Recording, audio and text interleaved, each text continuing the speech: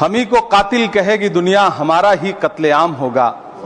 हम ही कुएं खोदते फिरेंगे, हम ही पे पानी हराम होगा।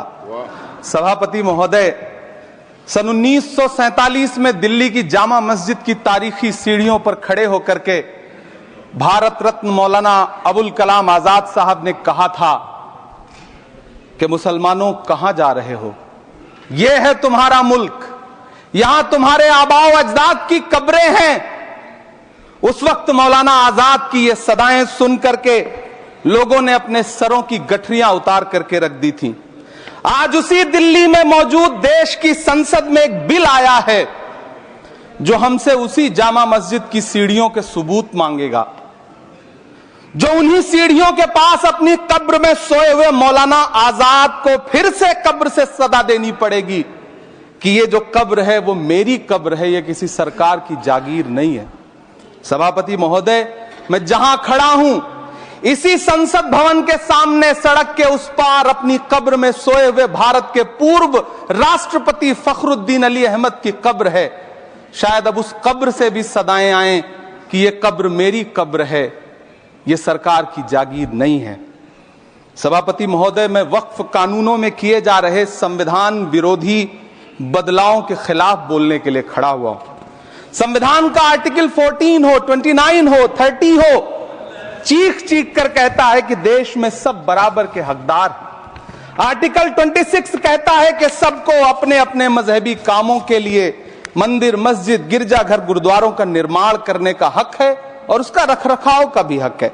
लेकिन डॉक्टर बाबा साहब अंबेडकर के संविधान को हर दिन कुचलने वाली यह सरकार देश के मुसलमानों से नफरत में इतनी अंधी हो गई है कि खुलेआम देश की संसद में देश सरकार के माइनॉरिटी मिनिस्टर साहब और होम मिनिस्टर साहब झूठ बोलते हैं और देश को गुमराह करते हैं। झूठ शब्द असत्य बोलते हैं। सरकार ने इस बिल का नाम उम्मीद रखा है। मंत्री जी कल से इसे देश के मुसलमानों के लिए नई उम्मीद बता रहे हैं। नहीं मंत्री जी, न तो यह बिल मुसलमानों के लिए नई उम्मीद है और न ही उम्मीद की नई किरण। सभापति महोदय, भाजपा ने पूरे देश में वक्फ के नाम पर कई सारे झूठ फैलाए हैं। आइए आज उनकी सच्चाई पर बात करते हैं। वक्फ ट्रिब्यूनल को ऐसे बताया जाता है जैसे वक्फ ट्रिब्यूनल कोई मजहबी खाप पंचायत हो। सभापति महोदय, जबकि सच्चाई यह है कि वक्फ ट्रिब्यूनल भी तो सरकारी न्यायिक विभाग है जिसमें सरकार द्वारा नियुक्त जज होते हैं, जिसमें प्रशासनिक अधिकारी होते हैं, कहीं ऊपर से थोड़ी आ गए। सभापति महोदय, देश के गृह मंत्री जी ने इसी सदन में कहा कि वक्फ ट्रिब्यूनल के फैसले के खिलाफ कोई कोर्ट नहीं जा सकता, जबकि सच यह है कि वक्फ एक्ट 1995 की धारा 83(9) के तहत हाई कोर्ट वक्फ ट्रिब्यूनल के फैसले की न सिर्फ समीक्षा कर सकता है बल्कि उसे बदल भी सकता है। सच तो यह है कि वक्फ बोर्ड खुद अपनी जमीनों के लिए कई सारी कोर्ट में मुकदमे लड़ रहा है। सभापति महोदय, दिल्ली की जिन 123 संपत्तियों को लेकर कल माइनॉरिटी मिनिस्टर, होम मिनिस्टर साहब और अभी आदरणीय नेता सदन बात कर रहे थे, आइए उनकी सच्चाइयों पे भी बात करते हैं। 1911 में जब अंग्रेजी हुकूमत ने कोलकाता के बजाय दिल्ली को राजधानी बनाने का फैसला किया तो रायसीना हिल्स के चारों तरफ जो मुसलमानों की ढेर सारी जमीनें थी उनको एक्वायर किया गया और लुटियन को इसकी तामीर की जिम्मेदारी सौंपी गई। सेंट्रल विस्टा की तरह लुटियन जोन का मेगा प्लान तैयार हुआ, लेकिन उस वक्त के मुसलमानों ने उस वक्त की अंग्रेजी हुकूमत से अपनी इबादत गाहों को बचाने के लिए लड़ाई लड़ी। मामला ब्रिटिश गवर्नमेंट तक पहुंचा। तब यह तय हुआ कि वो जो धार्मिक स्थल हैं उन्हें जस का तस रहने दिया जाएगा। इंडिया गेट के बगल वाली मस्जिद हो, जाब्तागंज, सुनहरी बाग मस्जिद हो, पार्लियामेंट रोड वाली मस्जिद हो, ऐसी 123 संपत्तियों के मैनेजमेंट के लिए 1913 में मुसलमान वक्फ वैलिडेशन एक्ट बना और उसके बाद एक नया शहर बसाया गया जिसे लुटियंस जोन का नाम दिया गया।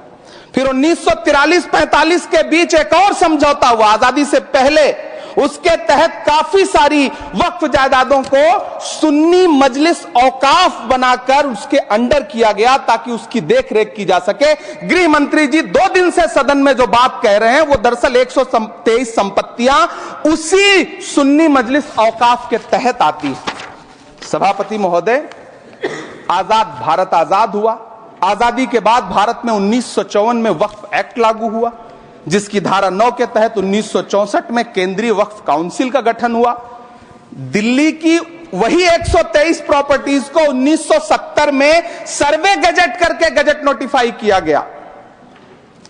इसके निपटारे के लिए पूर्व प्रधानमंत्री इंदिरा जी के द्वारा 1974 में एक बर्नी कमेटी बनाई गई।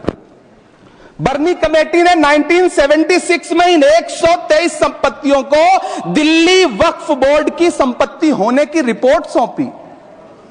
उस रिपोर्ट के आधार पर 1984 में कांग्रेस सरकार ने उन 123 प्रॉपर्टीज को दिल्ली वक्फ बोर्ड को सौंपने का फैसला किया, जिसके खिलाफ विश्व हिंदू परिषद कोर्ट गई। मामला 2011 तक पेंडिंग रहा। फिर 2011 में कोर्ट ने सरकार को आदेशित किया कि इसका निपटारा करो। तब 2013 में तत्कालीन यूपीए सरकार ने दिल्ली की उन्हीं 123 जायदादों को बर्नी कमेटी की सिफारिशों के मुताबिक वक्फ बोर्ड के हवाले किया। यही वो प्रॉपर्टीज हैं जिनके नाम से गृह मंत्री जी कल से कांग्रेस को कोस रहे हैं। फिर आई 2014 में भाजपा की सरकार, जो तब से इन जमीनों को हड़पने की साजिश कर रही है।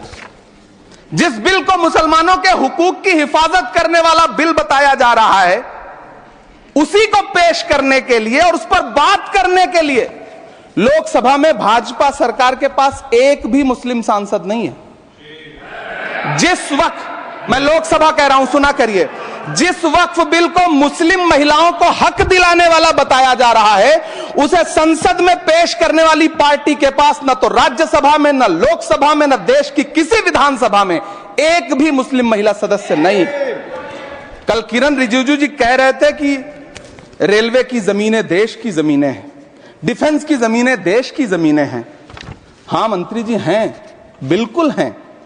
ये जो वक्फ की जमीनें हैं, ये हमारे पुरखों ने धार्मिक कामों के लिए डोनेट किया है। तो हम भी तो इसी देश के नागरिक हैं, हम भी तो इसी देश के बेटे हैं। तो वक्फ की जमीनें भी तो इसी देश की जमीनें हैं, उनको पराया क्यों बोलते हैं आप?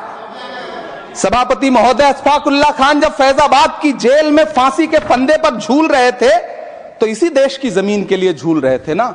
सभापति महोदय, अंडमान की जेल में काला पानी की सजा काटकर अपनी जान देने वाले मौलाना फजले हक खैराबादी हो या शेर खान अफरीदी हो, वो भी तो इसी जमीन के लिए अपनी जान दे रहे थे ना। सभापति महोदय, पाकिस्तान के खिलाफ लड़ते हुए अपनी जान देने वाले महावीर चक्र विजेता ब्रिगेडियर उस्मान हो या पाकिस्तान के पैटर्न टैंक उड़ाने वाला परमवीर चक्र विजेता वीर अब्दुल हमीद हो, वो भी तो इसी जमीन के लिए अपनी जान दे रहा था ना।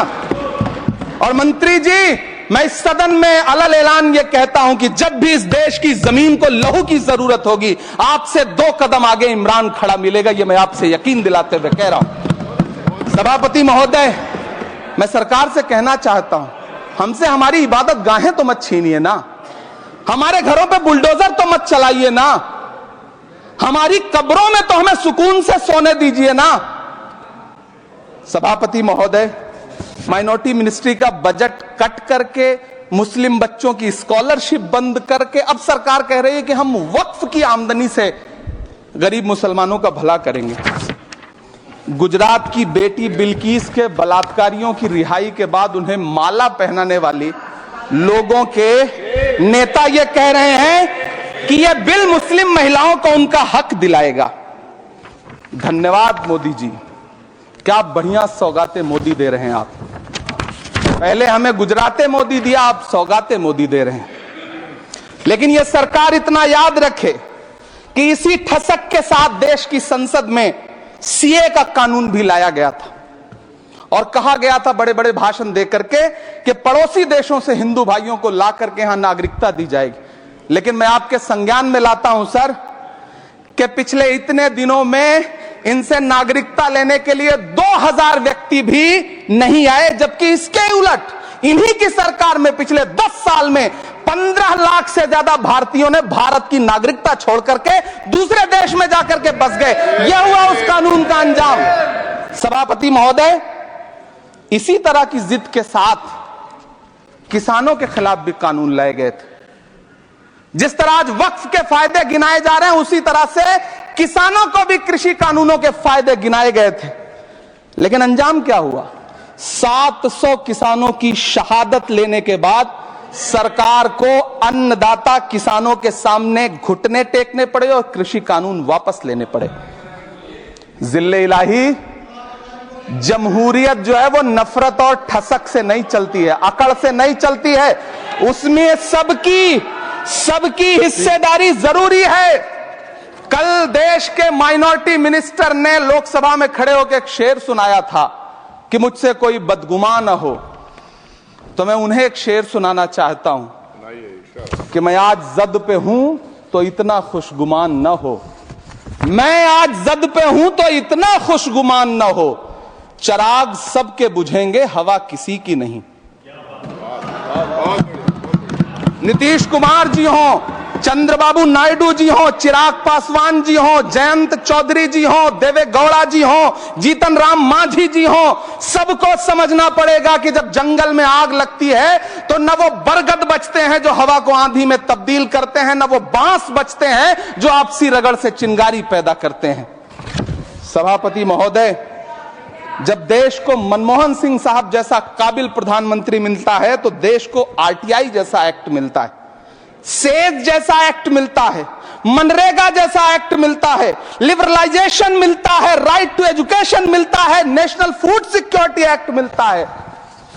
लेकिन जब देश को सौगातें मोदी मिलती है तो क्या मिलता है? सीए मिलता है, फॉर्म्स लॉ मिलता है, आर्टिकल 370 मिलता है, इलेक्टोरल बॉन्ड जैसा एक्ट मिलता है और वक्फ अमेंडमेंट एक्ट जैसे बिल देश को मिलते हैं। मुझे तो अपने हमवतन भाइयों से पूछना है कि आपको अपने बच्चों की तरक्की, खुशहाली और नौकरी की दरकार है या फिर मुसलमानों की दान की गई जमीनों को लूट कर धन्ना सेठों को देने की साजिश करने वाले कानून की? सभापति महोदय, यह सरकार रात के 3 बजे तक पूरे देश को जगा करके संसद में अपने ही नागरिकों को नीचा दिखाने के लिए वक्फ बिल ला रही थी, तो उधर रात के 1:30 बजे अमेरिका हम पर 26% टैरिफ लगा रहा था। सरकार की प्राथमिकताएं देश को पता।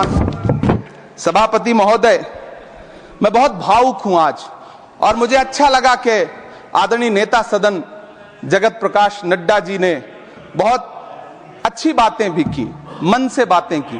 क्योंकि उनके नाम में प्रकाश जुड़ा है तो मैं उनमें हमेशा एक रोशनी की किरण देखता हूं।